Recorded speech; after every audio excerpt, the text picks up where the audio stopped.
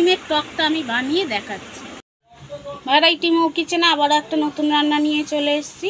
আমি এখানে দেখো কড়াইতে তেল দিয়ে দিয়েছি, আর এখানে দেখো মাছের ডিম আমি বেসন আর লঙ্কা, কাঁচা লঙ্কা কুচিয়ে নিয়েছি, নুন দিয়ে দিয়েছি আর একটু হলুদ গুঁড়ো দিয়ে আমি ভালো করে মেখে নিয়েছি।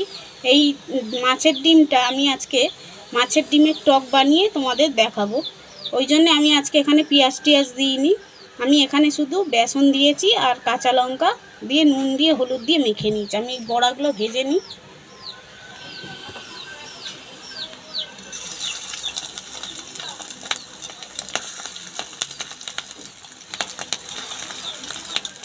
আমি বড়াগুলো ভেজে নিয়ে তারপর দেখো। এখানে দেখো আমি মাছের ডিমের বড়াটা ভেজে তুলে নিয়েছি আর তেলটাও কমিয়ে নিয়েছি। এখানে অল্প একটু তেল আছে, আর এখানে দেখো সর্ষে আর আছে শুকনো লঙ্কা, আমি এটা এর মধ্যে দিয়ে দিই। এখানে দেখো আমি তেঁতুল গুলে নিয়েছি, আমি এই তেঁতুলে দিয়ে দিচ্ছি তেঁতুল গোলাটা। এর মধ্যে দেখো এই ছিবড়েগুলোও রয়েছে, আমি এর দানাগুলো শুধু বার করে ফেলে দিয়েছি, এগুলো রয়েছে। যখন টক খাবো তখন কিন্তু এইগুলো মুখে পড়লে ভালো লাগে খেতে। ওই বাটিরই এক বাটি জল দিয়ে দিচ্ছি আমি।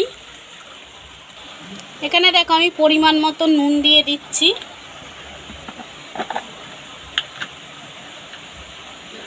দিয়ে দিচ্ছি পরিমাণ মতন হলুদ, একটুখানি লঙ্কার গুঁড়ো দিচ্ছি,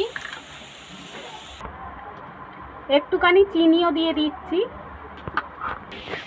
আমি দিয়ে দেখো ভালো করে নেড়ে নিয়েছি। এবার এটা ফোটা অবধি অপেক্ষা করব। আর কে কে এরকম মাছের ডিমের টক খেতে ভালোবাসো কমেন্ট করে অবশ্যই জানাবে। আর যদি না খেয়ে থাকো বন্ধুরা, একবার হলেও মাছের ডিমের টক এরকমভাবে বানিয়ে খেয়ে দেখতে পারো, খেতে কিন্তু দুর্দান্ত লাগে। তোমরা একবার খেলে তখন কিন্তু এই মাছের ডিমের টকটা ভুলতে পারবে না। আর মাছের ডিম কে কে খেতে ভালোবাসো অবশ্যই কমেন্ট করে জানাবে।